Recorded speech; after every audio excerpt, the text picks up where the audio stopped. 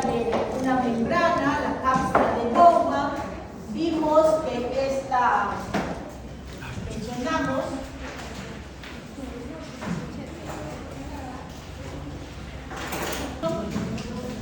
está formado por una arteria que ingresa, una arteria que sale, ¿no?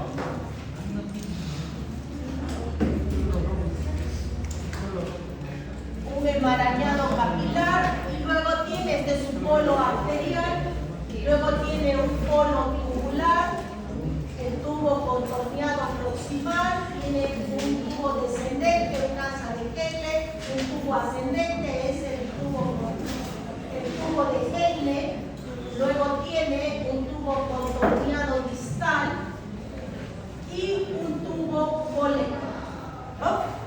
Esta es nuestra estructura de la célula. Lo que nos interesa saber en el parénquima es el tejido renal, tenemos, esto es lateral o externo y esto es medial. De afuera hacia adentro tenemos la corteza renal, tenemos en la parte del medio la médula renal y luego tenemos el seno renal.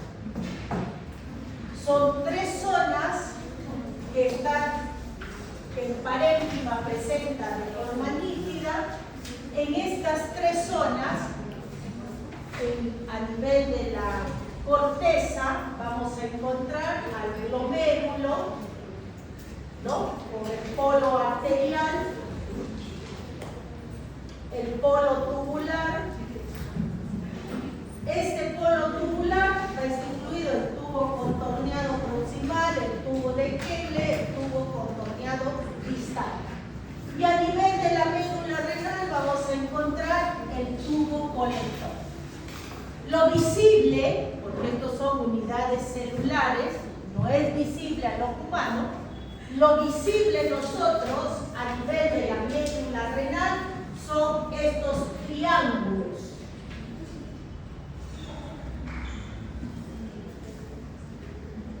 Estos triángulos que lo vamos a ver en la parte práctica, como si fueran así unos pelitos,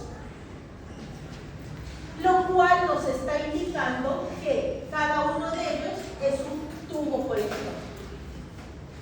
Estos triángulos, llamados pirámides de Martigny o triángulo renal o pirámide renal, tienen una base que está orientada hacia la corteza y tienen un vértice. En el vértice se encuentra el vértice, un orificio que está cribado. Cada uno de estos puntitos es pues la abertura de un tubo colector. Lo que vamos a encontrar a nivel de los senos renales van a ser ya estructuras, tubos, siguen siendo tubos, ya visibles al ojo humano. El primer tubo que encontramos a nivel del seno renal va a ser el tubo que viene como a abrazar al vértice de esta pirámide, y este tubo se va a llamar cáliz menor. Y así tenemos, ¿no?, varios cálices menores. Cuando estos cálices menores se unen, aquí vamos a dibujar a uno, a otro por acá, y tengo acá otro cáliz menor, unidos. Cuando estos cálices menores forman esta estructura llamado cáliz mayor. Normalmente la formación de cálices mayores, ¿cuántos son? Son tres. La unión de estos cálices menores al final me va a dar tres cálices mayores. Se les dice cálices mayor superior, medio, inferior. La unión de estos cálices mayores, ¿sí?, cuando se unen estos cálices mayores, van a formar posterior, por eso es que no se visualiza bien, pero vamos a formarlo acá. van a formar esta estructura llamada pelvis renal. ¿Sí?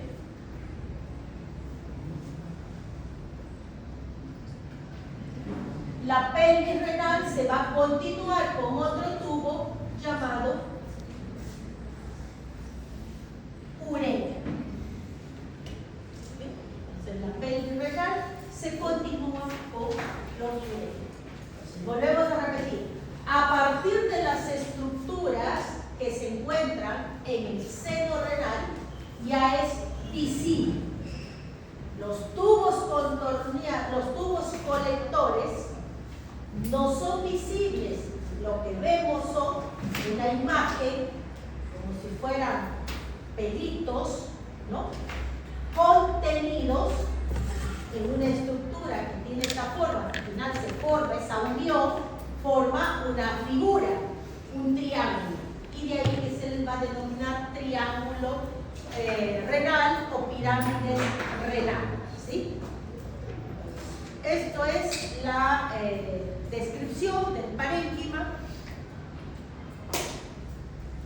Y acá tienen todos lo que hemos estado, esto también lo hemos visto en la parte de la recuperación, la nefrona, que está formado por su glomérulo, su cápsula, la cápsula de Bowman, y ahí tienen el tubo contorneado proximal, el asa de Henle.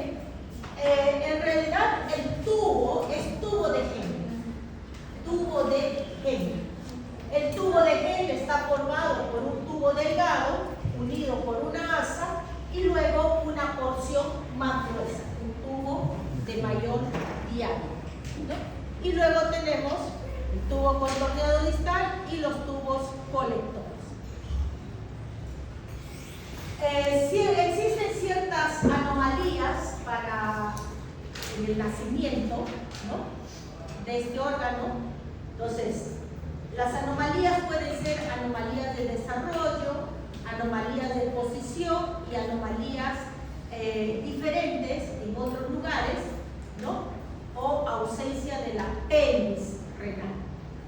Cuando se trata de anomalías de desarrollo, el recién nacido puede tener un riñón, ¿sí?, o puede tener un riñón que no tenga las características anatómicas, o sea, la forma de una haba, ¿no?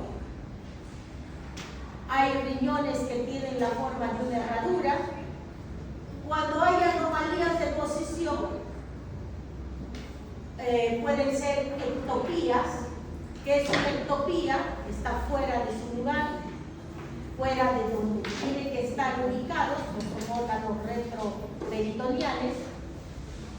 Cuando se trata de alguna anomalía, por ejemplo, de la pelvis renal, puede haber ausencia de pelvis en uno de los riñones, como puede haber pelvis bifurcada, puede haber pelvis, una sola pelvis con dos uréteres, ¿verdad?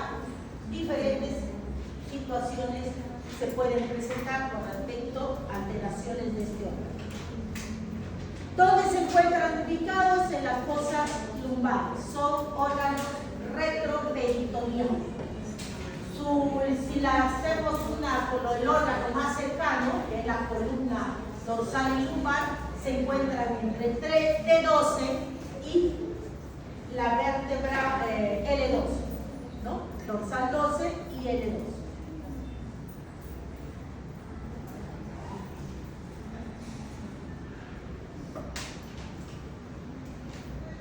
Este órgano, cada uno de ellos tiene sus respectivas relaciones.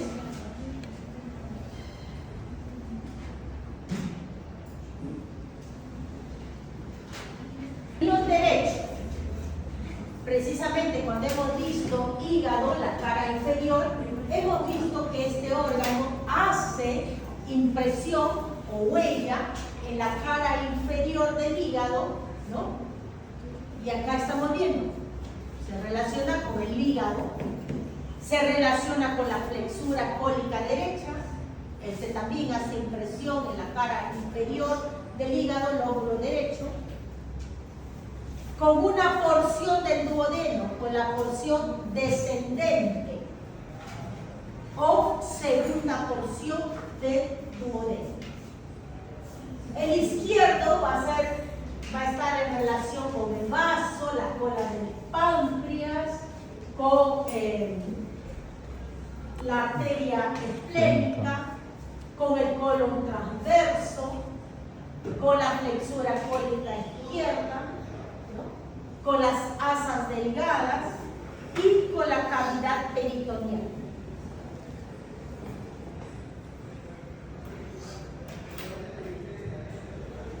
También vamos a encontrar que tiene relaciones con su borde mediano. ¿Con quién? Con la vena cava, con uno de los pilares del diafragma, con el pilar izquierdo del diafragma. Hemos dicho que, desde que hemos venido hablando de pulmones, añadimos a nuestro vocabulario los términos ilio y pedículo. Entonces, este es otro de los órganos que va a tener un espacio por donde van a ingresar o van a salir ciertas estructuras. Entonces, en los riñones, el ilio se encuentra en el borde mediano. Por eso también a este borde en el riñón se le va a llamar borde iliaco. A ver, en sus extremidades, o también llamado polos, acuérdense, el polo superior y el polo inferior, en el polo superior izquierdo va a estar en relación con la glándula suprarrenal izquierda, con el vaso, con el fondo gástrico. El polo inferior derecho va a estar en relación con la flexura cólica derecha, y el izquierdo va a estar en relación con las asas intestinales. La vascularización del órgano está a cargo de la arteria renal derecha y la arteria renal izquierda. Ambas arterias se originan de la aorta abdominal. La diferencia en ellas, entre una arteria y la otra, está en su posición, ¿no? Acuérdense que uno de los riñones está más descendido que el otro y por lo tanto va a haber variación entonces en su posición de sus arterias. La derecha, por ejemplo, aparte de que es más larga, mide de 3 a 5, tiene un diámetro de 4 a 7 milímetros y se está posicionando con respecto al pulmón, al riñón derecho, por detrás de la vena renal.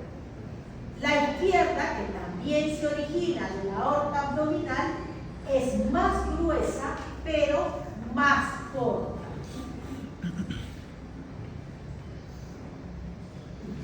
Esta por delante se va a relacionar con la vena renal izquierda y con parte del cuerpo del páncreas. Las otras porciones, los otros órganos, por ejemplo, las suprarrenales, la glándula suprarrenal, ¿no? Va a estar a cargo la irrigación de ramas que se originan de la arteria renal. El retorno venoso, a través de la vena renal derecha e izquierda, o sea, las que salen de los órganos, y estas van a drenar en la vena cava inferior.